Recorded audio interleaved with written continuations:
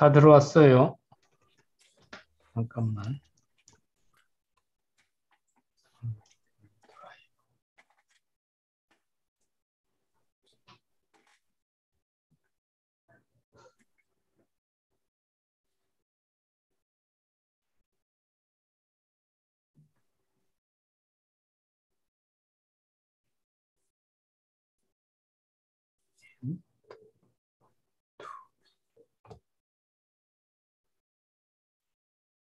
어,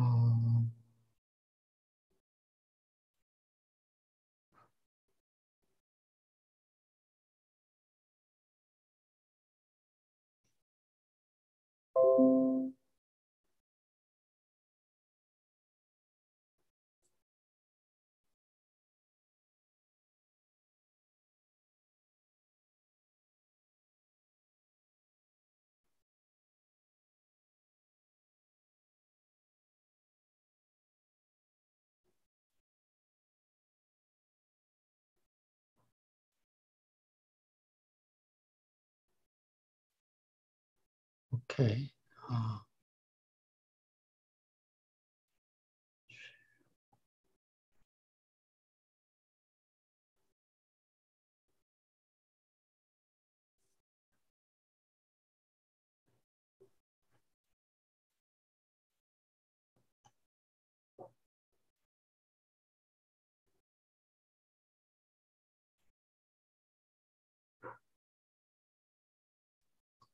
쉐어 스크린 보이죠? 소리가, 자네들 소리가 하나도 안 들리는데. 네, 잘 보입니다. 네. 잘 보입니다. 예. 자, 오늘 할 얘기는 이제 지난 시간까지 토폴로지컬 인슐레이터에 대해서 설명을 했어요. 그래서 오늘 할 얘기는 그 이야기를 고스란히 이제 초전도체로 옮겨가는데, 그래서 초전도체가 뭔지를 설명을 할 거예요. 근데 스크린에서 보다시피 가장 중요한 컨셉은 초전도는 인슐레이터랑 수학적으로 똑같아요.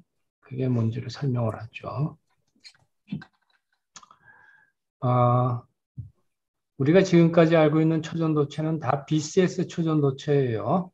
그 얘기는 뭐냐면 BCS 이론으로 설명이 되는 초전도체라는 의미도 있고, 그 초전도체의 구조가 BCS 이론에 따르는 수학적인 구조를 갖고 있다, 그런 뜻이에요. 초전도에 대해서는 이제 또 거기 나름대로 복잡한 이론이 있고, 왜 보통 메탈이 초전도체가 되느냐, 온도를 낮췄을 때 등등에 대한 롱 스토리가 있는데, 그거를 설명하는 게 이 강의의 목표는 아니니까 강의에 필요한 것만 설명을 하면은, 어, 우리가 메탈이라는 거는 자유전자들이 이렇게 떠돌아다니는 거예요. 그래서 자유전자들이 크리스탈 속에서 이렇게 떠돌아다니는 거를 디스크라이브하는 해밀토니안이 이제 첫 번째 항이고, CK 시그마라는 거는 모멘텀 K, 스핀 시그마 전에 해당하는 전자가 존재한다는 거고, 존재하면은 그 전자의 에너지는 어, 엡실론 K다, 그런 뜻이에요. 엡실론 K의 수학, 그 구체적인 내용은 지금 중요하지 않고, 어쨌든 디스퍼션 릴레이션이야. 모멘텀 K에 해당되는 전자의 에너지. 그래서 첫 번째 해밀토니안 텀은 non-interacting 텀이야. 그리고 메탈이라는 거는 이런 전자가 차곡차곡 밴드를 채우고 있는데, 그 밴드를 파셜리 채웠을 경우에 이제 메탈이 되는 거 잘 알고 있죠. 밴드를 끝까지 다 채우면은 인슐레이터가 되고, 부분적으로만 채우면 메탈이 되는 시스템이고, 그런데 이제 실제 메탈릭 시스템은 양재역학이 그 고체 물리에 적용된 이래로 지난 7, 80년 동안 아직까지도 우리를 괴롭히거나 혹은 바쁘게 하는 문제가 뭐냐면은 실제 전자들은 그렇게 차곡차곡 쌓여 있는 것만이 아니라 그 서로 인터랙션을 해요. 물론 전자들 사이의 인터랙션의 아주 오리진은 쿨롱 인터랙션인데 1 over R 혹은 모멘텀 스페이스로 따지면 1 over Q 스퀘어에 해당되는 인터랙션이 있는데 실제 머티리얼에 들어가면은 그 쿨롱 인터랙션이 이제 복잡한 서로 셀프 스크리닝도 하고 뭐 등등 퀀텀 메커니컬 그 스캐터링을 거치면은 굉장히 복잡한 형태의 어떤 인터랙션이 돼. 그래서 지금 여기 쓴 건 이펙티브 인터랙션이라고 생각하면 돼요. V. 단순한 쿨롱 인터랙션이 아니야. Some unknown effective interaction이야. 극단적인 경우는 쿨롱 인터랙션은 오리지널 쿨롱 인터랙션은 전자와 전자 사이의 인터랙션이 항상 리펄시브야. same charge 간의 인터랙션이니까. 전자와 전자 사이를 항상 밀어내요.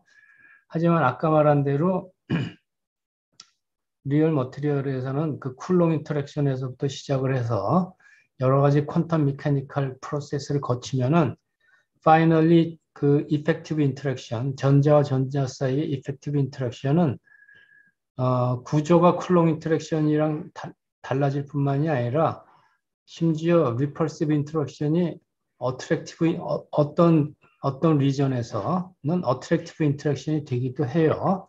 그래서 지금 쓴 이 텀은 effective interaction이 repulsive인지 attractive인지 지금 규정을 안 한 그냥 어떤 effective interaction이야. 그리고 전자와 전자 사이의 인터랙션을 나타내는 항이에요. 첫 번째 해밀토니안 항과 다른 점은 오퍼레이터 관점에서 첫 번째 해밀토니안은 non-interacting 텀이야. 그리고 다이고널라이즈가 이미 돼 있기 때문에 이미 풀려진 슈레딩거 이퀘이션이 풀려진 상태야. 그래서 물론 이제 non-interacting이라는 거는 전자 오퍼레이터가 이렇게 두 개만 곱해져 있는 상태를 non-interacting 텀이라고 하고 두 번째 텀을 보면은 전자 오퍼레이터가 크리에이션 두 개, 어나일레이션 두 개 해서 토탈리 네 개의 항으로 구성되어 있죠. 이런 거는 인터랙션을 나타내는 해밀토니안이야. 그걸 픽토리얼하게 그리면은 오른쪽에 이제 티피컬한 파인만 다이어그램인데 빨간 솔리드 라인은 전자가 들어가고 나가고 지금 화살표는 내가 일부러 표시를 안 했는데 대개 안으로 들어가는 화살표는 이쪽 오퍼레이터로 따지면은 어나일레이션 오퍼레이터고 바깥으로 화살표가 바깥으로 나가는 라인을 그리면은 크리에이션 오퍼레이터로 생각하면 돼.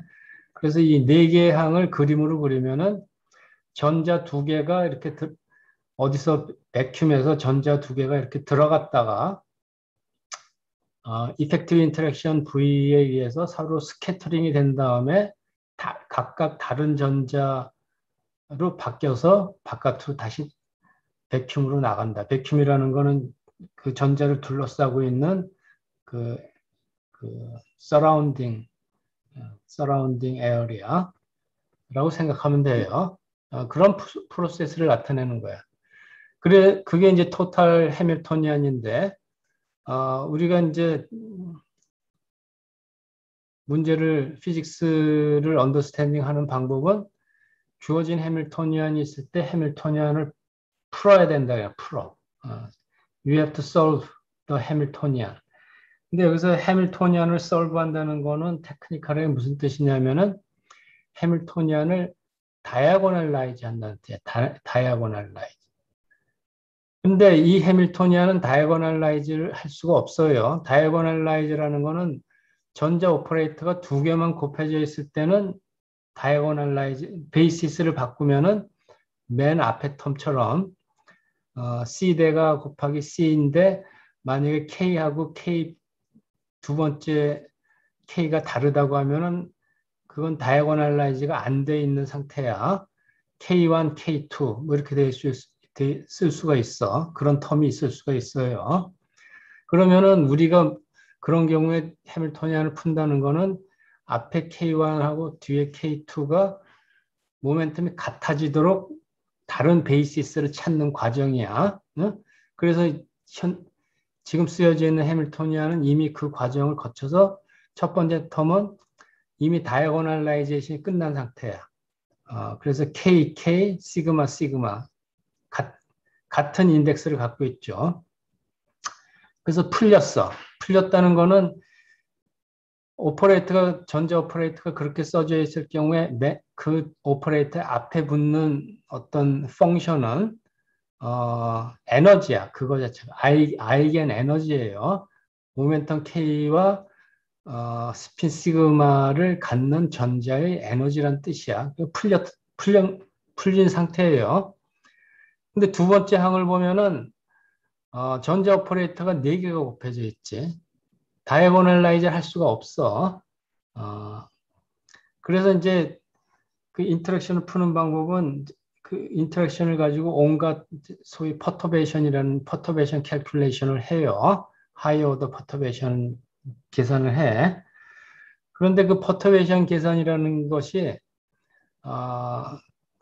거의 잘 안 돼요. 우리 이제 70년 매니바디 역사상 많은 계산이 거의 대부분 그 퍼터베이션 계산을 하는데 그 퍼터베이션 계산이라는 거는 앞에 있는 이미 다이고널라이즈 되어 있는 해밀토니안의 뒤에 인터랙션이 영향이 아주 미미하다고 처음부터 가정하고 그 작은 미미한 영향을 계산을 해서 첫 번째 항에다가 살짝 더한다. 그런 뜻이에요. 그러니까 인터랙션 부위가 아주 작을 경우에만 그런 미미한 영향을 우리가 인크리멘탈하게 조금씩 계산해서 스몰 체인지를 계산해서 앞에 사이 K가 살짝 바뀌었다. 그걸 계산하는 거예요. 하지만 대부분의 우리가 다루는 지난 70년간의 이제 솔리드 스테이트 역사상 많은 문제는 그렇게 조금씩 계산해가지고 여러 가지 피지컬 현상을 설명을 못해요. 그 이유는 단순해. 실제 시스템에서는 이 인터랙션 부위가 그렇게 작지가 않아요. 첫 번째 항에 비해서. 그러니까 그런 경우에는 스몰 퍼터베이션을 계산해서 앞에 항의 수정항을 조금씩 찾아낸다는 게 처음부터 별로 의미가 호플리스 어템프트 그 시도예요. 그래서 이제 그러면 어떤 방법을 쓸 수 있느냐? 역사상 가장 성공적인 방법이 아주 브루포스하고 무식한 방법이고 단순하지만 어메이징하게 잘 작동하는 시어리티컬 테크닉이 평균장 이론이라는 거. 평균장 민필드 시어리. 그 평균장 이론이라는 거는 간단해요. 이게 4개의 오퍼레이터를 풀어야 되는데 지금 이제 우리의 당면 프로그램은 이 4개의 오퍼레이터를 어떻게 이펙티브하게 2개의 오퍼레이터의 곱으로 나타내느냐 하는 거야, 궁극적으로. 그러니까 4개의 오퍼레이터의 어떤 아이겐 스테이트에 대한 기대값을 구하는 건데 그 기대값을 전체를 구하지 말고 4개의 오퍼레이터 중에서 2개를 취하고 2개는 놔두고. 그래서 여기 예를 썼지만 4개의 오퍼레이터 곱이 있는데 그 중에서 2개를 뽑아서 그 중에 2개는 어떤 아이겐 스테이트에 대한 평균값을 취해서 평균값의 expectation value를 구하니까 이거는 이제 더 이상 오퍼레이터가 아닌 어떤 넘버가 되겠지. 일반적으로 컴플렉스 넘버가 될 거예요. 그리고 오퍼레이터 두 개는 그냥 오퍼레이터로 그냥 유지를 해요. 뭐 두 번째 항도 마찬가지고. 그런데 이제 맨 뒤에 항은 내가 원래 갖고 있던 오퍼레이터는 이 네 개 오퍼레이터 곱하기가 하나잖아요. 근데 내가 평균장으로 디커플링을 하는데 시메트릭하게 디커플링을 하려다 보니까 앞에 두 개만 평균장을 취하고 뒤에 두 개는 오퍼레이터로 남겨놓으면은 어떨 때 앞에 것만 취하고 뒤에 거는 남기느냐에 대한 아비트러리니스가 있으니까 시메트릭하게 혹은 민주적으로 균등하게 앞에 두 개를 평균장을 취했으면은 그 다음에는 뒤에 두 개도 평균장을 취하고 거꾸로 앞에 두 개를 오퍼레이터로 남기는 항도 취해야지 서로 균형이 맞죠. 근데 그렇게 되면은 네 개 오퍼레이터 곱한 항을 두 번 카운트한 거나 마찬가지니까. 왜냐하면 시작한 거는 네 개 오퍼레이터 곱하기 항이 하나밖에 없는데 그거를 어떻게 내가 이펙티브하게 다루느냐 하는 문제인데 어쨌든 그걸 두 번 카운트한 거나 마찬가지야 앞에 두 항에. 그러니까 그 균형을 맞춰주기 위해서 한 번 더 빼줘야 되는데 이번에는 오퍼레이터를 또 취하고 반만 오퍼레이터를 취한 항을 빼면은 하나만 하니까 이번에는 네 개 오퍼레이터를 다 평균장을 취한 거를 빼주면은 전체는 이제 effectively 네 개 오퍼레이터 한 개 항을 계산한 결과가 되겠죠. 그래서 이런 것을 평균장이라고 하고, 그러니까 이제 다시 맨 위에 해밀토니안으로 들어가서 지금 이제 우리를 머리 아프게 하는 문제는 오퍼레이터가 네 개 곱해져 있기 때문에 문제야. 오퍼레이터가 두 개만 곱해져 있으면은 무슨 수를 써서라도 다이고널라이즈가 가능해. 다이고널라이즈라는 거는 베이시스를 그냥 바꾼다는 얘기니까. 그래서 근데 평균장을 취하면은 오퍼레이터 4개 곱해진 거를 오퍼레이터 2개 곱해진 걸로 바꿨어. 그 대신 대가는 나머지 2개 오퍼레이터의 expectation value를 우리가 계산했다고 가정을 하는데 그 계산값이 뭔지는 아직 몰라. 어떤 넘버야, 컴플렉스 넘버. 그래서 우리가 해야 되는 거는 4개 오퍼레이터 곱하기를 평균장 오퍼레이터로 바꾸고 그리고 해밀토니안을 풀어. 근데 그렇게 푸는 해밀토니안에는 미지수가 하나 들어가 있죠. 이 평균장을 취한 오퍼레이터의 평균값을 어떤 넘버라고 가정을 하고 풀어. 그 쭉 푼 다음에 그 해밀토니안을 풀었으니까 그 푸른 해밀토니안을 가지고서는 내가 원하는 모든 걸 다 계산할 수 있으니까 그걸 가지고 평균장을 시작했던 이 오퍼레이터 값을 계산을 하는 거예요. 오케이? 그래서 내가 처음에 가정했던 이 평균장의 값하고 그걸 가지고 해밀토니안을 다이고널라이즈 해서 계산한 그 해밀토니안을 가지고 다시 평균장 값을 계산을 해요. 그래서 그 값이 내가 처음에 가정했던 값하고 같다라는 조건을 임포즈 하면은 그러면은 그 값이 정해져요. 그게 평균장의 아이디어야. 그래서 그게 이제 BCS 해밀토니안을 푸는 BCS 이론 방법이야. 오케이? 훨씬 복잡하게 설명할 수도 있지만 그게 핵심이에요. 근데 그 평균장 개념을 조금 더 설명하기 위해서 이거 평균장이라는 건 사실 통계역학에서 가장 처음 나왔어요. 그리고 통계역학 배우다 보면은 가장 첫 번째 다루는 인트레스팅한 모델이 아이징 모델이라는 게 있고 아이징 모델은 1디멘전이나 2디멘전 혹은 3디멘전에서 이렇게 격자 꼭지점에 스핀이 살고 있다고 가정하는 모델이고 그리고 그랬을 경우에 해밀토니언은 스핀과 스핀 사이에 니어리스트 네이버인 경우에만 어떤 스핀 커플링 J가 있다고 가정하는 거고, 특히 이때 아이징 모델은 격자 꼭지점에 살고 있는 스핀이 진짜 스핀이 아니라 진짜 리얼 월드에 존재하는 진짜 스핀은 퀀텀 스핀이죠. 하지만 아이징이 100년 전에 이 모델을 제시했을 때는 이게 그냥 수학적으로 가정한 아주 단순한 스핀의 모델이야. 그래서 그냥 플러스 1, 마이너스 1 값을 갖는 어떤 수학적인 앱스트랙션이야. 진짜 스핀이 아니에요. 근데 뭐 보통 사람들은 클래시컬 스핀이라고 부르기도 하는데 클래시컬 스핀조차도 아니야. 그냥 수학적인 어떤 심볼이야. 스핀 모델을 이렇게 시뮬레이션 하기 위해서 만들어낸 수학적인 모델이에요. 그래서 스핀이라고 부르기는 하지만 스핀이 아니야.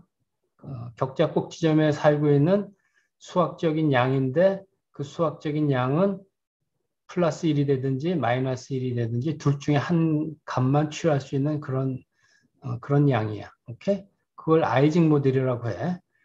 하지만 이제 이 아이징 모델을 제시했을 때 그 목적은 페로마그네티즘이라는 왜 자석이 페로마그네틱 자석이 되느냐 뭐 그런 걸 설명하려고 만들어낸 모델이에요. 그래서 해밀토니안을 쓰긴 썼지만 이 단순한 해밀토니안도 풀 수가 없어. 물론 지금은 푸는 방법이 있지만 100년 전에는 해밀토니안을 모델을 써놓긴 써놓는데 이거를 어떻게 풀어야 될지 알 수가 없어요. 컴퓨터라도 있었으면 지금은 간단하게 학생들한테 시뮬레이션 코드 짜면은 10줄만 쓰면은 뭐 금방 풀 수 있는데 100년 전에는 그것도 없고 그래서 이제 평균장이라는 아이디어를 생각해낸 거야. 아이징이라는 사람이. 아까 평균장 아이디어하고 이그젝트리 똑같아요. 지금은 스핀 모델이니까 스핀 곱하기 스핀으로 돼 있죠. 아까 전자 모델에서는 전자 오퍼레이터가 4개씩 곱해져 있는 게 인터랙션이지만 스핀에서는 스핀이 2개 곱해져 있는 게 인터랙션이야. 2개 곱해져 있기 때문에 얘가 아이사이트의 스핀의 운명이 어떻게 될지 모른다 그런 얘기야.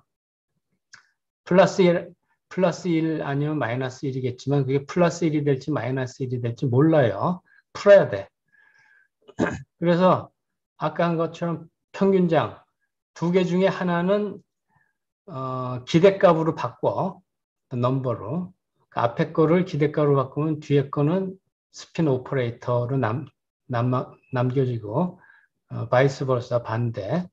그리고 전체 크기를 맞춰주기 위해서 마이너스 그리고 평균장 전체 그렇게 뺐어요. 그러면 이제 해밀토니안이 어떻게 되느냐면은 원래 해밀토니안이 이건데 해밀토니안이 이펙티브 민 필드 해밀토니안은 이렇게 쓸 수가 있지. 그렇죠? 맞나? 내가 넘버를 잘 카운트했나 모르겠네. 뒤에 거는 그냥 상수니까 떼버리고 앞에 거는 이 두 항을 합하면은 이렇게 쓸 수가 있고 또 하나 중요한 가정은 i사이트의 평균값을 모른다고 했지. j사이트의 평균값도 모른다고 했는데 이 문제를 풀 때 평균장의 중요한 가정은 i사이트의 스핀의 평균값하고 j사이트의 스핀의 평균값이 똑같다고 가정을 하는 거야. 왜냐하면 내가 문제를 쫙 풀었을 때 어디가 i사이트이고 어디가 j사이트인지를 정하는 건 내 맘대로니까 그게 트랜슬레이션 시메트리가 있으니까 어느 사이트를 찍든지 그게 그냥 i사이트예요. 그래서 당연히 같아야 돼. 그래서 이제 이 두 항을 다 합하면은 이런 단순한 모델이 되고, 그러면 이제 이 해밀토니안은 J라는 커플링 콘스탄트 넘버, 그리고 any 사이트의 스핀의 평균값, 이것도 넘버지. 그러니까 어떤 넘버 곱하기 스핀 오퍼레이터 하나야. 그러니까 이거는 쉽게 풀릴 수 있죠.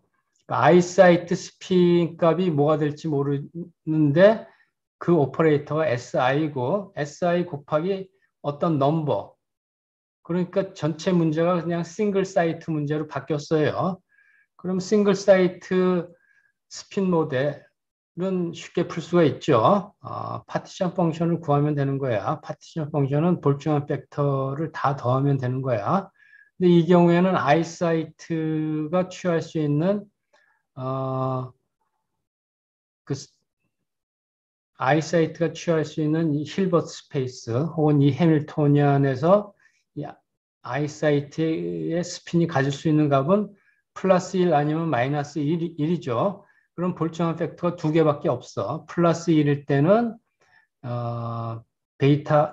베타 JS가 되고 S가 플러스 1이니까 S가 마이너스 1이 되면 이게 플러스 베타 JS가 돼요. 지금 S는 평균값을 말하는 거예요. 그럼 파티션 펑션은 그냥 볼충한 팩터 두 개 더하기니까 파티션 펑션 구하면은 통계역학은 모든 문제가 다 풀려요. 그래서 파티션 펑션은 두 배의 코사인 하이퍼볼릭 펑션이 되고, 그러면 이제 이 파티션 펑션을 가지고 내가 원래 가정했던 애니 사이트의 스핀의 평균값을 계산하면 되는 거예요. 그러면 파티션 펑션이 있으니까 그 파티션 펑션을 가지고 이제 애니 사이트, 그러니까 기본 I 사이트의 스핀의 평균값을 이 파티션 펑션을 가지고 구하면 돼. 그럼 뭐 통계학에서 나오는 것처럼 볼충한 팩터가 첫 번째일 경우에는 I 사이트의 스핀이 플러스 1인 경우고, 볼충한 팩터가 뒤에인 경우에는 I 사이트의 스핀이 마이너스 1인 경우니까 플러스 1일 경우에 probability, 마이너스 1일 경우에 probability를 더하면은 I 사이트의 스핀 평균값을 구할 수 있죠. 그걸 구하면은 코사인 하이퍼볼릭 분의 사인 하이퍼볼릭이야. 그래서 S의 평균값은 탄젠트 하이퍼볼릭 탄젠트 하이퍼볼릭이 되고, 이게 보면은 S값이야, S값. 아이사이트 스핀의 평균값을 S라고 했는데 S 이퀄 탄젠트 하이퍼볼릭, 베타는 1 over temperature를 말해요. 베타 J S야. 그러니까 S 이퀄 some function of S가 되니까 내가 처음에 가정했던 assumption이 맞으려면은 지금 계산한 S하고 맨 처음에 가정했던 평균장 S하고 값이 같아야 되겠지. 그러니까 S 이퀄 some function of S가 똑같은 S를 취했을 경우에 솔루션이 되는 거야. 탄젠트 하이퍼볼릭 펑션을 S의 함수로 그리면은 여기 블루 라인으로 이렇게 플러스 1에서부터 원점을 지나서 다시 마이너스 1로 가는 이런 탄젠트 하이퍼볼릭 펑션이고, 그게 S값하고 같아지려면은 S를 S의 함수로 그리면은 기울기 1인 직선이 되겠지. 그래서 이 왼쪽 함수 S하고 오른쪽 함수 탄젠트 하이퍼볼릭 베타 JS가 서로 만나는 점, 그게 솔루션이야. 이게 보면은 세 점에서 만나요. 세 점에서 만나. 그러면은 맨 가운데 있는 점은 S가 빵인 경우도 솔루션이야. 이건 트리비얼 솔루션이야. 평균장이 S면은 해밀토니안 에너지 값이 그냥 빵이야. 그럴 경우에는 전체 시스템이 모든 아이사이트가 이 스핀이 플러스 1, 마이너스 1이 랜덤하게 정확하게 절반씩 랜덤하게 뒤섞여 있을 경우에 솔루션이야. 그러면 전체 시스템은 플러스 스핀도 50% 있고 마이너스 스핀도 50% 있는 그런 랜덤 상태야. 그러면 전체 스핀의 평균값은 빵이 될 거고, 그리고 자석이 아니죠. 그런 상태는. 그래서 가운데 있는 S equal 0 솔루션은 non-magnetic 솔루션이야. 그거 말고 이제 finite S 솔루션이 플러스 S 혹은 정확하게 마이너스 S 솔루션이 있는데 그건 서로 시메트리가 있기 때문에 그래요. 모든 스핀을 플러스를 마이너스 혹은 마이너스를 플러스로 뒤집어도 해밀토니언이 똑같죠. 그래서 인버전 시메트리가 있기 때문에 항상 플러스 S 솔루션이 있으면 마이너스 S 솔루션이 있는 거야. 유한한 솔루션이라는 건 뭐냐면은 어느 사이트를 취하든지 평균값을 구하면은 플러스가 약간 많은 거야. 전체로 보면은 전체 꼭지점의 개수 중에서 50%보다 많은 개수가 플러스 1을 향하고 있고 50%보다 적은 개수가 마이너스 1을 향하고 있는 그런 상태야. 그러면 전체 평균값은 약간 포지티브이겠죠. 그래서 시스템이 이제 자석이 되는 거예요. 혹은 아까 말한 대로 인버전 시메트리를 가하면은 플러스를 마이너스 플러스로 가하면은 그거와 정반대인 상황도 정확하게 같은 확률로 존재하겠지. 그래서 평균장 이론을 가지고 간단하게 문제를 풀었어요. 역사상 유명한 아이징 모델이야. 그러니까 평균장 이론이라는 거는 앞으로도 필요할 때마다 가끔 나올 수 있는데 어쨌든 매니바디 연구를 하는 데 있어서는 어메이징하게 간단하면서 어메이징하게 파워풀하고 어메이징하게 쓸모가 많은 이론이니까 머릿속에 꼭꼭 넣어두세요. 기본 컨셉은 풀 수 없는 인터랙팅 항 혹은 인터랙팅 해밀토니안 파트가 있을 때 그 오퍼레이터의 일부분을 어떤 넘버로 바꿔 그 넘버를 우리가 평균장이라고 해. 민필드라고 해. 그래서 미니멈 어마운트의 오퍼레이터만 남기고 나머지를 기대값 혹은 넘버로 바꿔요. 그래 놓고서 이제 마치 문제를 아는 것처럼 해서 문제를 푼 다음에 그 풀린 해밀토니안 혹은 풀린 파티션 펑션을 가지고 맨 처음에 넘버로 바꿨던 그 양을 다시 계산해서 그게 서로 컨시스턴스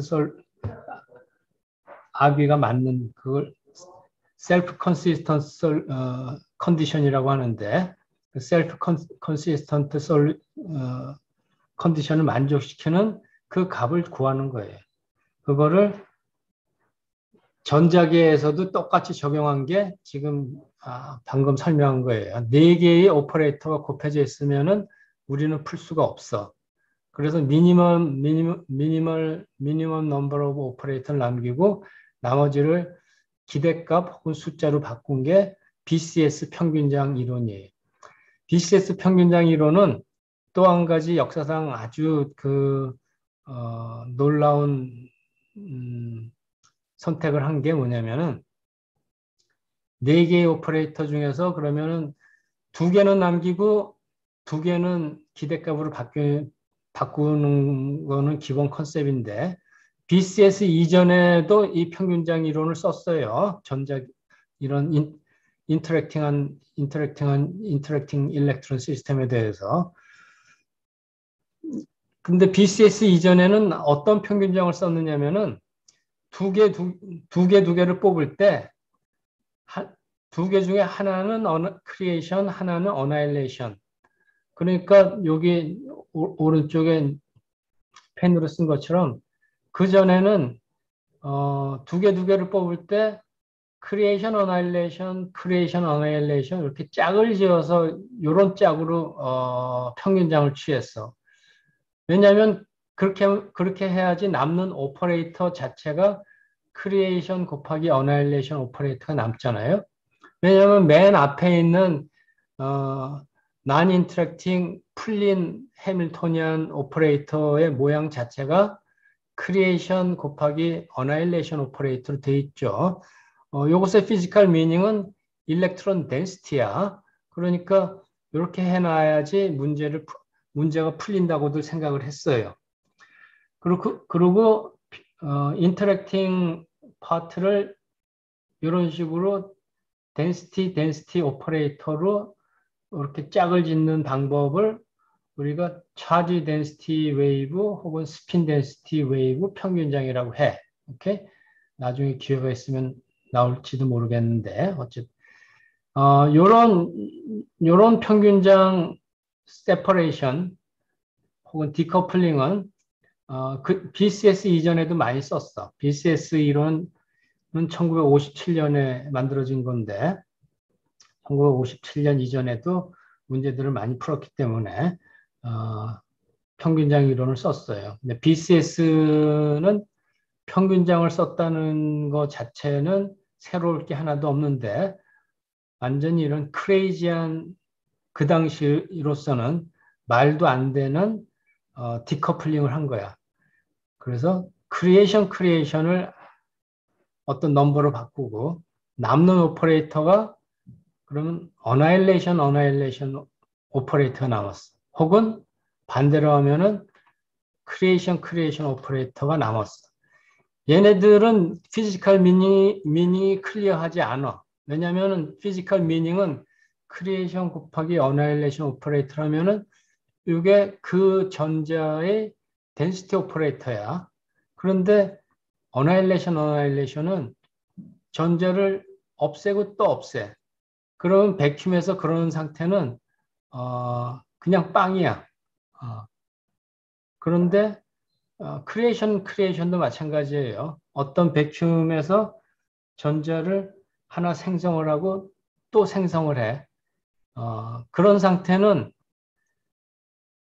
맨 처음에 백큐 스타팅 포인트가 있다고 하면 백큐은 여기서 그라운드 스테이트인데 그라운드 스테이트에 시작할 때 N개의 전자를 갖고 있다고 생각을 하는데 거기에 이런 오퍼레이터를 가하면은 어나일레이션 하면은 N개의 전자로 시작해서 전자를 뭐가 됐든지 두 개를 없애면은 파이널 스테이트는 전자가 N-2개인 상태로 가지. 그 백큐um 스테이트의 전자의 개수가 바뀐 상태야. 크리에이션 오퍼레이터 두 개를 곱한 것도 마찬가지야. N개의 전자로 시작했는데 N 플러스 2개의 전자가 있는 상태로 진화를 했어. 그러면 시작한 상태하고 파이널 상태가 양자역학적으로 달라진 상태가 되죠. 그러니까 파티클 넘버가 컨저브가 안 되는 상태로 진화를 했고 그 전까지는 그런 상태인 경우에는 갑자기 없던 전자가 두 개가 생기거나 갑자기 두 개의 전자가 없어진 상태가 되니까 그런 상태는 백큐음하고 완전히 세퍼레이트 된 상태니까 그런 상태는 피지컬리는 존재하지 않는 상태예요. 왜냐하면 항상 어떤 시작한 상태가 있으면은 그 안에서 인터랙션이 생기건 뭐 인터랙션이 없건 시간이 한참 지나도 딴 거는 바뀔 수가 있지만 토탈 전자의 넘버는 바뀌지 않아야 되거든. 그게 컨저베이션 로인데 피직스를 하면서 우리가 가장 중요한 게 어떤 컨저브드 그러니까 보존되는 양을 늘 유지를 해야 돼요. 그 중에서 가장 베이직 보존량은 토탈 넘버는 보존돼야 되겠지. 그 넘버가 차지라고 부를 수 있지만 어쨌든 넘버 오브 파티클이 없다가 생기고 생겼다가 없어지고 그러면 안 되죠. 그러니까 이런 평균장 디커플링은 1957년에 이런 디커플링을 제안했을 때 이거는 미친 에듀케이션을 제대로 받은 사람이라면은 이건 처음부터 선택하면 안 되는 평균장 디커플링이에요. 그럼에도 불구하고 그거를 justify하는 아규먼트는 굉장히 long 아규먼트인데 그거 지금 설명할 시간은 없고 그런 평균장을 취했어요.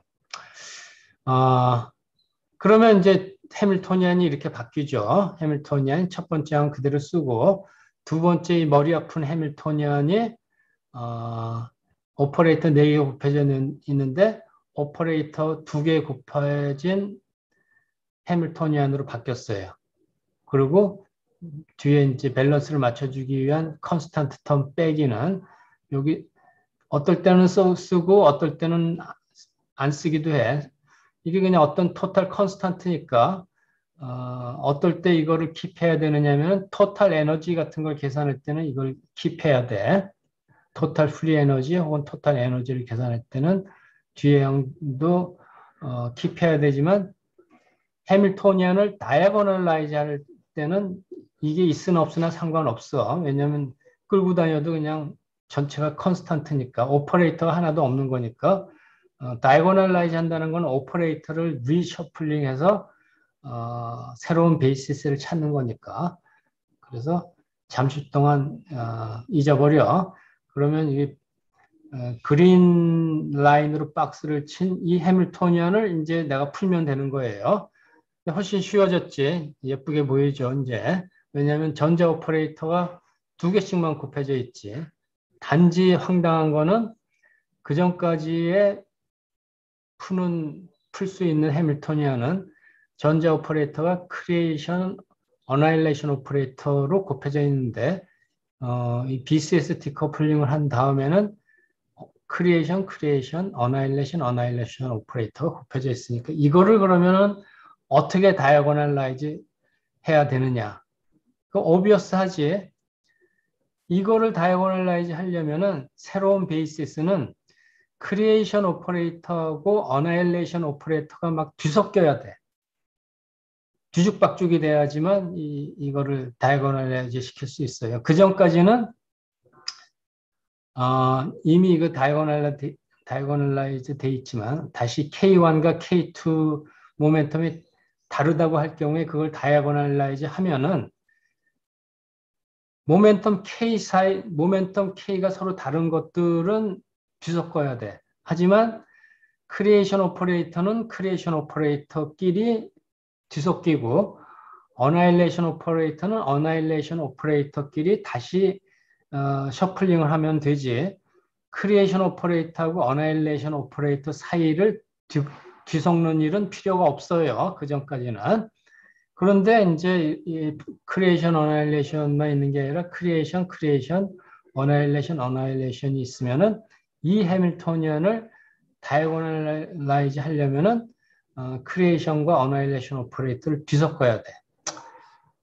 그 뒤섞기 전에 그러면 이제 어떻게 다이아고널라이즈 하느냐 하는 걸 이제 스텝 바이 한 칸씩 나가면은 일단 첫 번째 해밀토니안을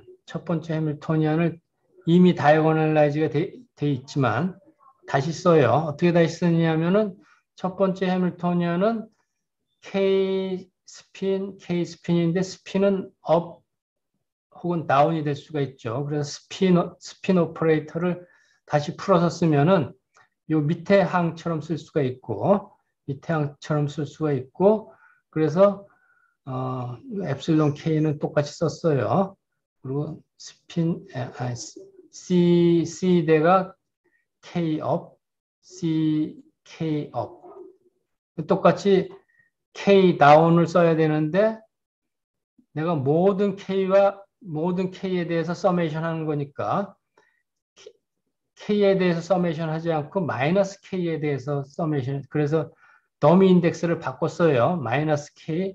따라서 에너지도 에너지 마이너스 K. 그리고 스핀 다운.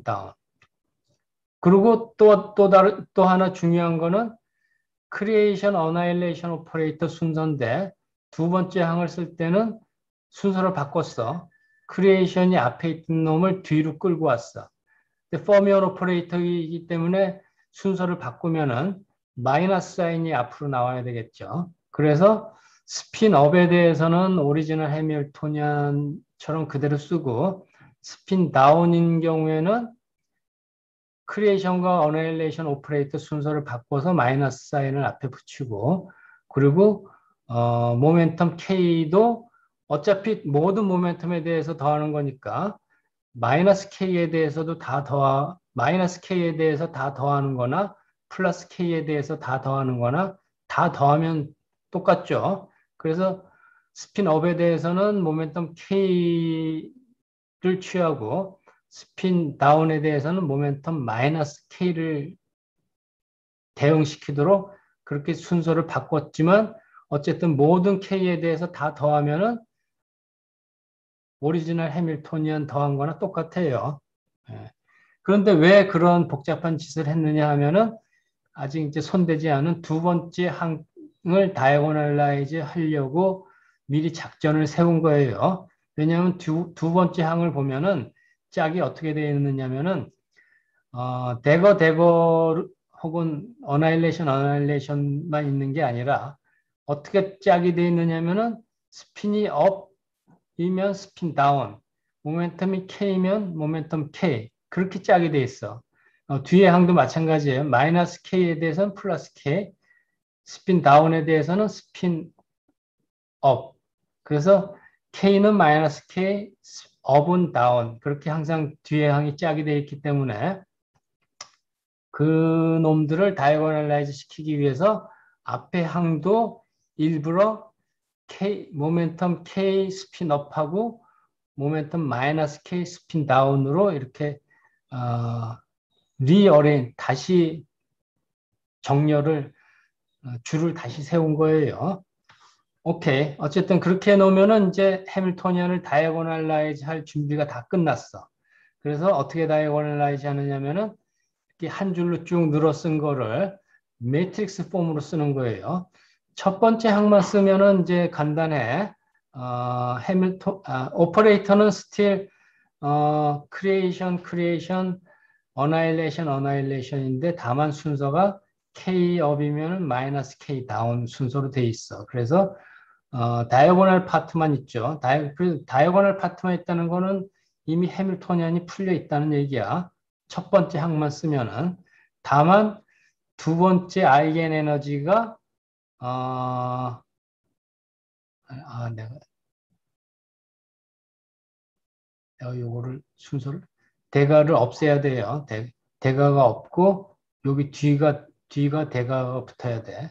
그러면 두 번째 아이겐 밸류는 마이너스 엡실론 마이너스 K야.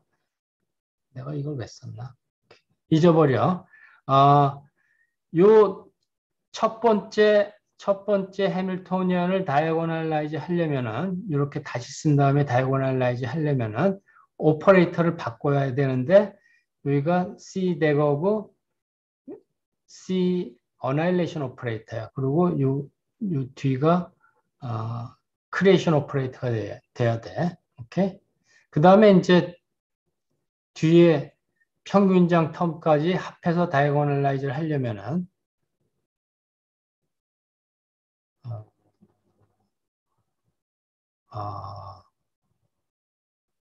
내가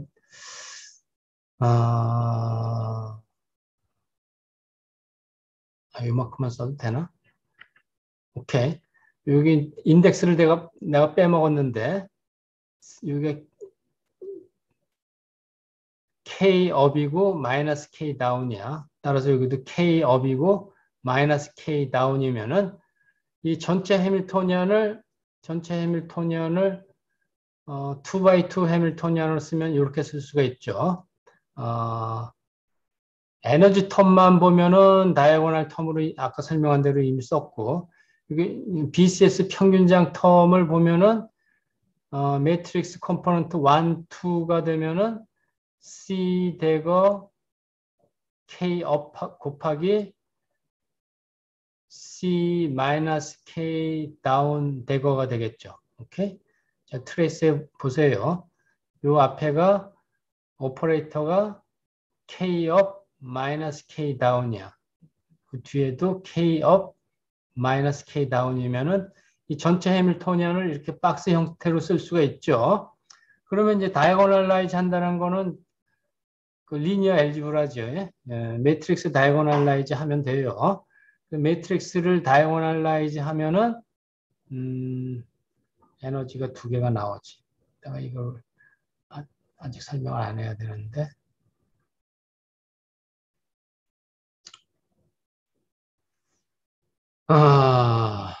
다이고널라이제이션 에너지가 안 썼구나.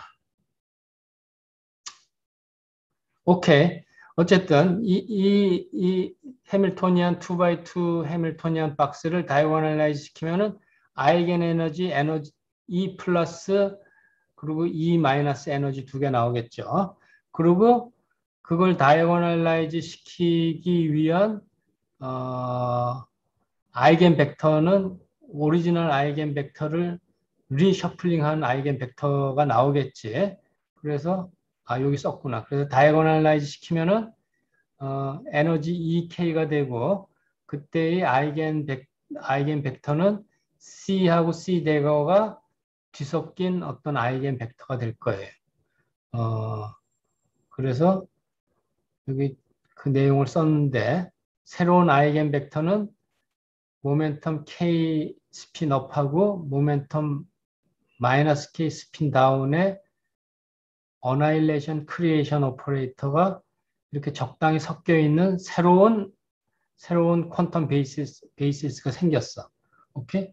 이 새로운 퀀텀 베이시스가 아이겐 에너지, 이 아이겐 에너지 캐피털 EK를 크리에이션 시키는 새로운 크리에이션 오퍼레이터야. 오케이? 그리고 이제 문제를 단순히 하기 위해서 2x2 해밀토니안을 썼지만 이거를 풀리 다 풀어서 쓰면은 사실은 4x4 해밀토니안이 되고 4x4 해밀토니안의 베이시스는 이런 거예요. 왜냐하면 오리지널 일렉트론 오퍼레이터가 모멘텀 K 스핀 업하고 모멘텀 K 스핀 다운이 있었으니까 그것에 크리에이션 오퍼레이터 두 개, 어나일레이션 오퍼레이터 두 개, 그래서 토탈 오퍼레이터가 네 개가 필요하고 그 네 개의 오퍼레이터를 가지고 풀 해밀토니안을 다시 쓰면은 simplified 된 BCS 해밀토니안은 2x2지만 전체를 다 컴플리트 스테이트를 가지고 쓰면은 이제 4x4 해밀토니안을 다이고널라이즈 시켜야 되는데 그거는 뭐 특별하게 어려운 거는 없어요. 그 다음에 여기는 간단하게 썼지만 사실은 퀀텀 미케니컬하게 이 디커플링 방법은 수학적으로 컴플리트하지 않아요. 왜냐하면 이 디커플링은 그 피지컬하게 따지면은 쿠퍼 페어에 해당되는 건데 쿠퍼 페어는 초전도 상태가 되면은 전자 두 개가 항상 같이 묶여서 다닌다는 뜻이에요.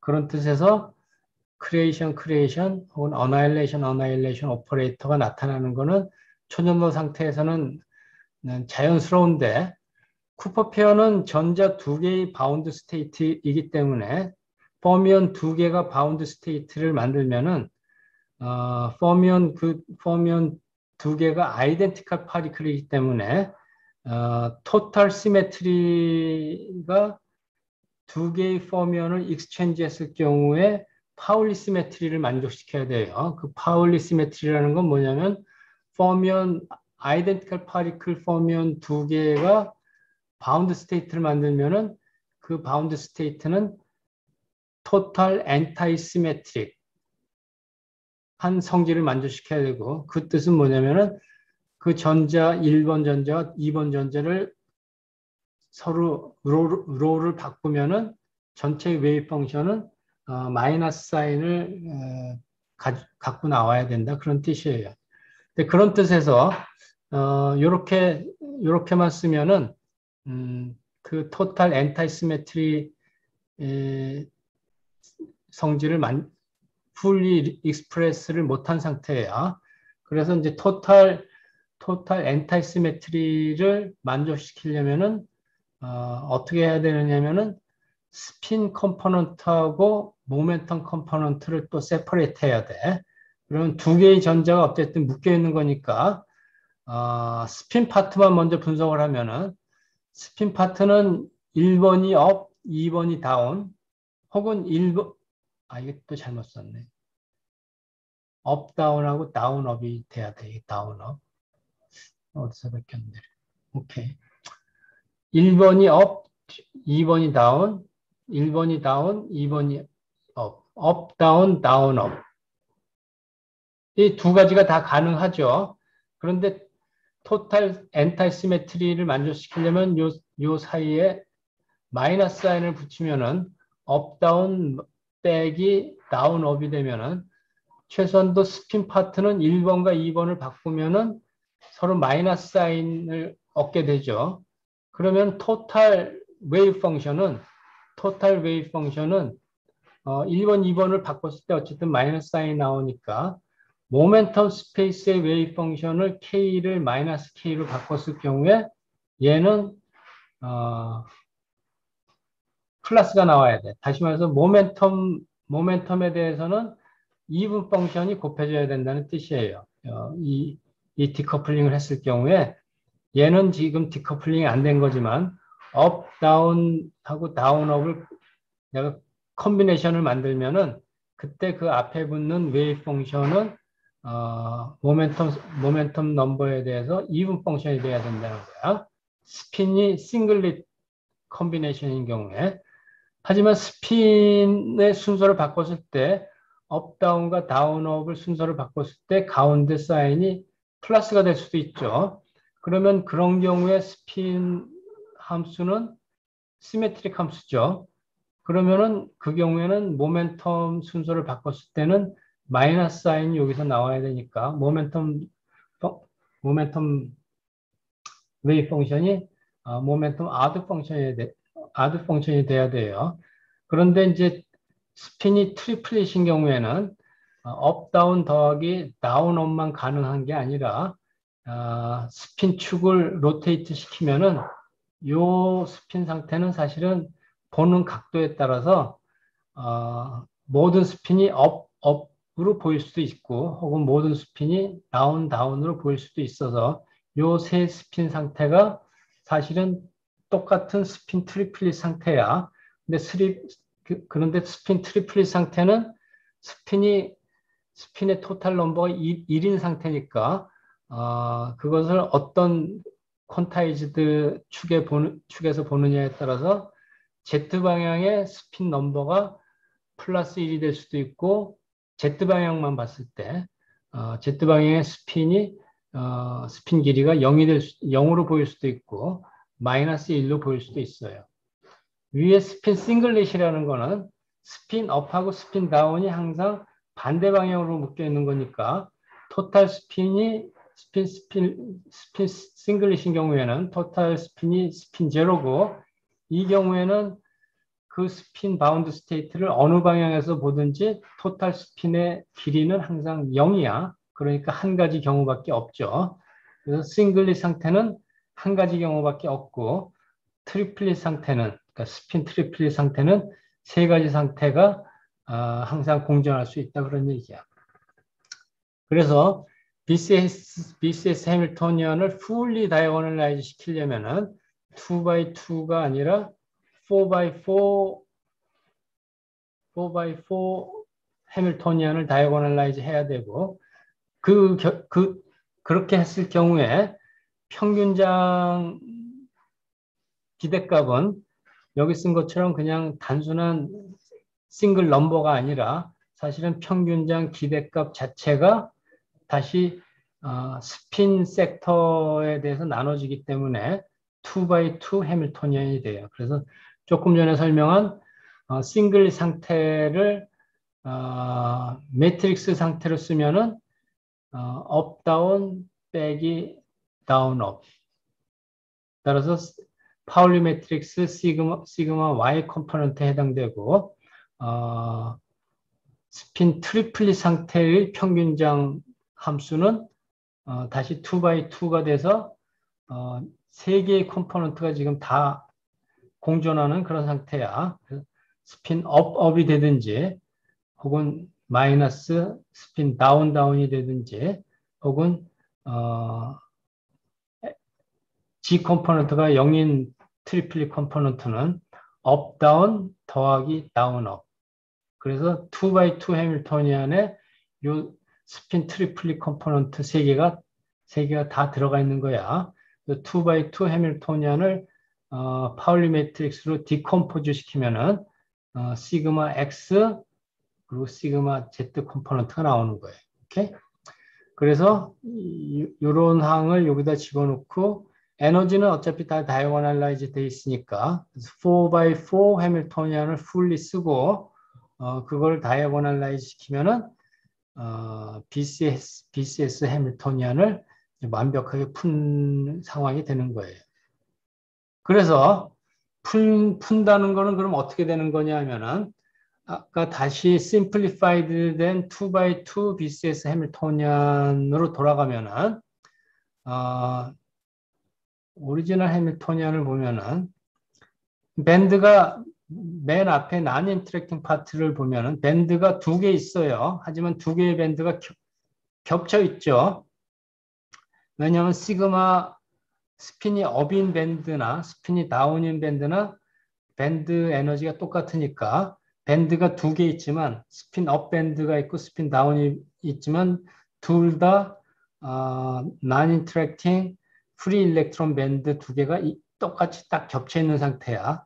그거를 BCS 해밀토니안을 풀기 위해서 스핀 업 밴드는 원래 상태대로 두고 스핀 다운 밴드는 모멘텀 K를 마이너스 K로 바꿨을 뿐만 아니라 크리에이션 어나일레이션 오퍼레이터 순서를 바꿨죠. 그랬더니 에너지가 마이너스 에너지가 돼버렸어. 그래서 밴드가 첫 번째 밴드하고 두 번째 밴드가 원래 이그젝트리 겹쳐지는 똑같은 밴드였는데 크리에이션 어나일레이션 오퍼레이터를 스핀 다운에 대해서 바꿨더니 스핀 다운 밴드는 에너지가 뒤집어졌어. 마이너스 엡실론. 물론 K도 마이너스 K로 바뀌었지만 근데 K하고 마이너스 K는 시메트릭하니까 K를 마이너스 K로 바꿔도 그 밴드의 모양은 안 바뀌어요. 어쨌든 그래서 밴드가 스핀 업 밴드는 파란색으로 원래대로 있고 스핀 다운 밴드는 크리에이션 어나일레이션 오퍼레이터를 순서를 바꿨더니 이렇게 마이너스 사인으로 뒤집어졌어. 오케이? 그리고 그 사이에 이제 BCS 평균량이 0이 아니라 어떤 델타라는 값으로 들어가죠. 그 얘기는 뭐냐면 첫 번째 밴드하고 두 번째 밴드를 이 델타 BCS 평균량 혹은 쿠퍼 페어 앰플리튜드가 첫 번째 밴드하고 두 번째 밴드를 뒤섞기 시작한다는 뜻이야. 커플링을 한다는 얘기야. 특히 커플링이 어디서 많이 일어나느냐면은 첫 번째 밴드하고 두 번째 밴드가 점점 가까워져서 이렇게 겹치는 점, 이 겹치는 점에서 이 평균장, BCS 평균장에 의한 뒤섞임이 가장 맥시멈으로 나타나죠. 그거를 계산하는 방법은 이미 조금 전에 이걸 다이고널라이즈 하면 된다고 했죠. 요거를 밴드를 다이고널라이즈 하면은 요게 빵빵이 아니고 델타가 들어가면은 여기 갭이 생기죠. 갭이 왜냐면은 모든 퀀텀 스테이트는 겹치는 점에 가서 커플링 혹은 섞이기 시작하면 서로 밀어내려고 해요. 그래서 갭이 오픈돼. 그래서 여기 스케치된 것처럼 빨간 밴드하고 까만 밴드 혹은 파란 밴드가 원래 오리지널 모습은 이렇게 컨티뉴어스 했는데 요 중간에서 겹치는 부분에서 서로 밀어내니까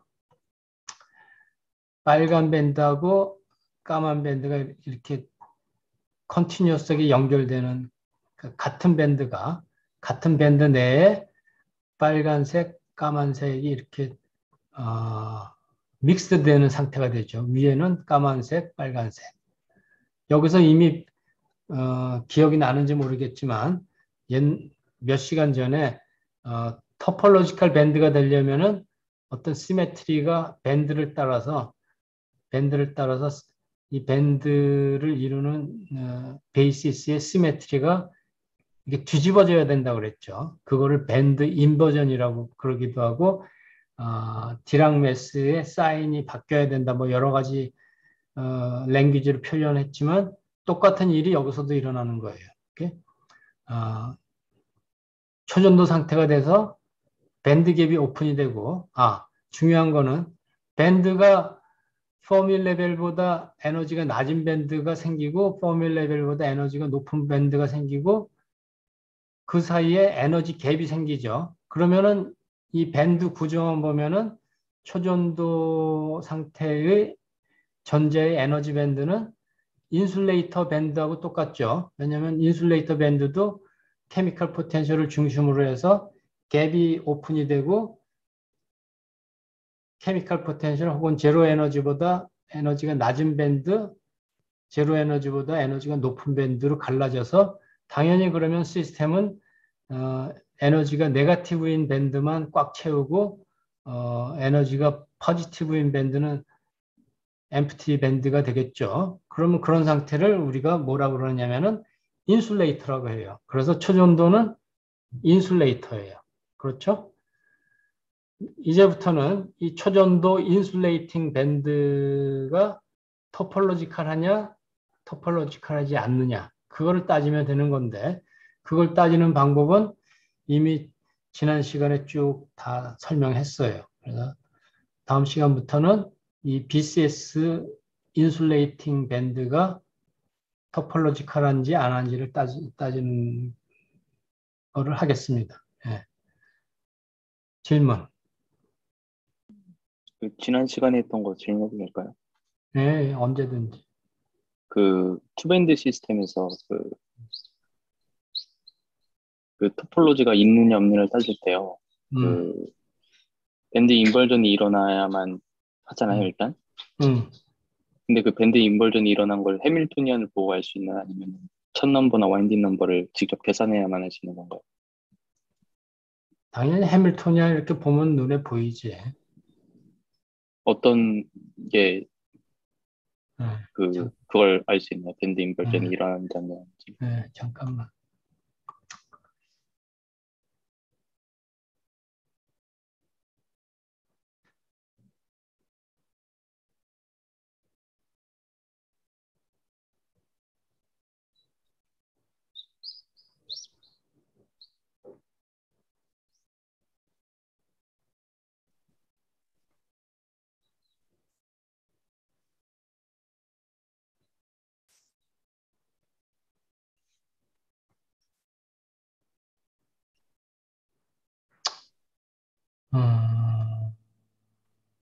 어디 갔나?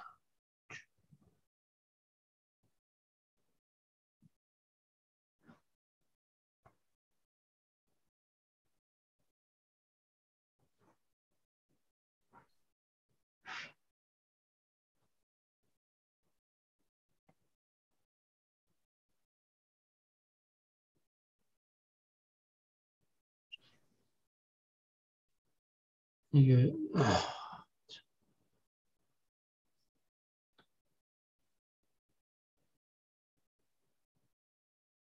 여기 스크린이 안 보이네.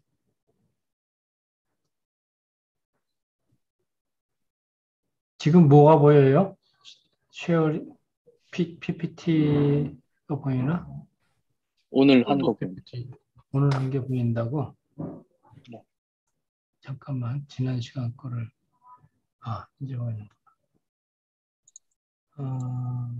쉐어링.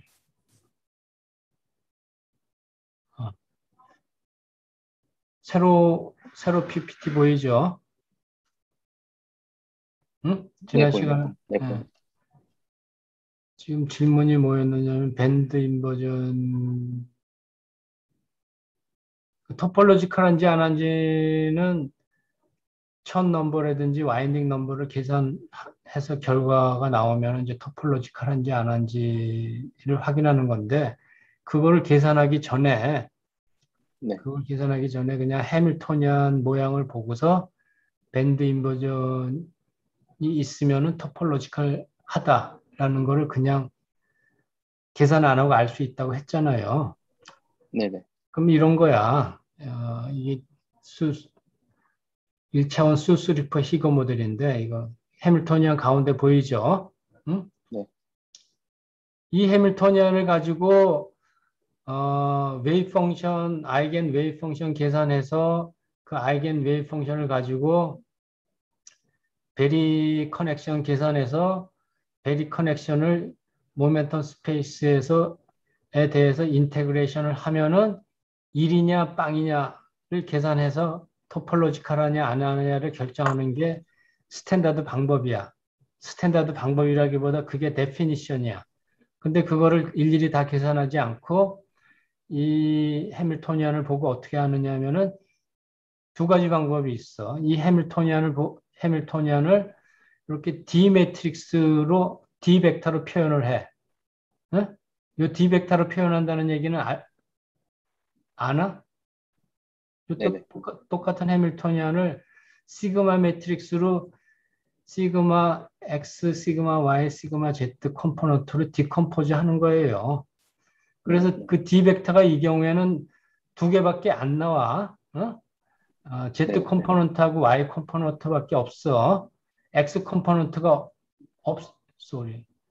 X 컴포넌트가 이 경우에는 X 컴포넌트가 있네. 그러니까 Y 컴포넌트가 없어. 오케이? 그러면은 요 D 벡터는 DZ, DX 컴포넌트만 있어요. 그러면 그 D 벡터가 모멘텀 K를 쭉 바꿨을 때 원점을 감싸느냐, 감싸지 않느냐를 보면은 그게 와인딩 넘버를 계산하는 거랑 같다고 그랬죠.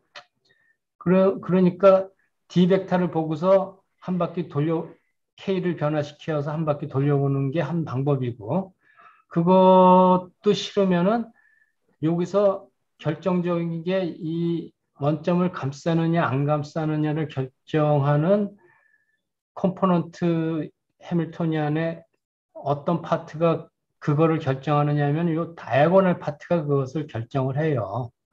이 다이아고널 파트가 완 파트하고 투 파트는 서로 사인이 반대잖아. 네. 근데 그 한쪽 컴포넌트만 보세요. 완 컴포넌트 혹은 투 컴포넌트를 봐서 완 컴포넌트가 사인 체인지가 있으면은 두 번째 경우야. 원점을 감싼다고. 오케이? 다시 말해서 완 컴포넌트를 우리가 디랑 매스라고 생각하고 디랑 매스가 모멘텀 K의 함수라고 가정하면은 이 디랑 매스가 모멘텀 K가 마이너스 파이부터 플러스 파이까지 바뀔 때 이 디랑 매스가 플러스에서 마이너스로 한번 바뀌면은 그걸 밴드 인버전이라고 해요. 어? 디랑 매스가 사인이 바뀌는 걸 밴드 인버전이라고 해. 그러면은 원점을 D 벡터가 원점을 감싼다고.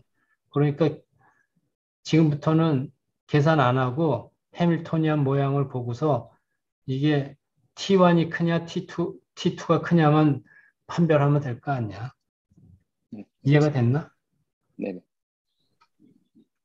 감사합니다. 2디멘전에서도 마찬가지야. 똑같이. 여기서도 이번에는 원점을 감싸는 게 라인이 아니라 보자기가 원점을 감싸느냐 안 감싸느냐 하는데 이 경우에도 DZ 컴포넌트가 그것을 결정해요. DZ 컴포넌트는 이렇게 되는데 DZ 컴포넌트가 이번에는 KX, KY 2디멘저널 브릴리언전을 다 지나갈 때 이 DZ 컴포넌트가 사인이 바뀌면은 항상 파지티브로 머물고 있거나 항상 네거티브로 머물고 있으면은 원점을 감쌀 수가 없지.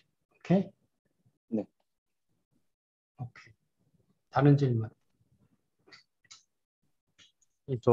저번 과제 5번 5번이 에 대해서 뭐였나? 질문이 있는데, 5번이 뭐였나? 그, 6번.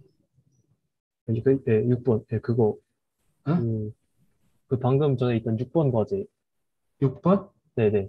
어, 걔에서, 어, 선생님, 저번에 숙제 냈을 때, 뭐, N 사이트가 있을 때, 어. 정확하게 뭘 하라는 건지 숙제를 이해를 못해가지고. N개의 사이트가 있을 때, 뭘 보여야 되는 거죠? n개의 사이트가 있을 때, 네, 그런 구체적으로 하기 위해서 n이 10일 때, 네, 어? 네. n이 10일 때 매트릭스 엘리먼트를 다 채우라고.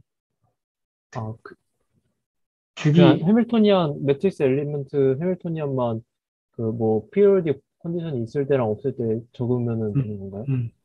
아, 네, 아, 알겠습니다. 사실은 내가 빼먹었는데, 네, 컴퓨터 코드를 짜가지고, 네, 그걸 직접 계산하면은 네, 컴퓨터가 아이겐 에너지도 구하고 각각 아이겐 에너지에 대한 아이겐 벡터, 네, 아이겐 스테이트도 구할 거 아니에요. 네.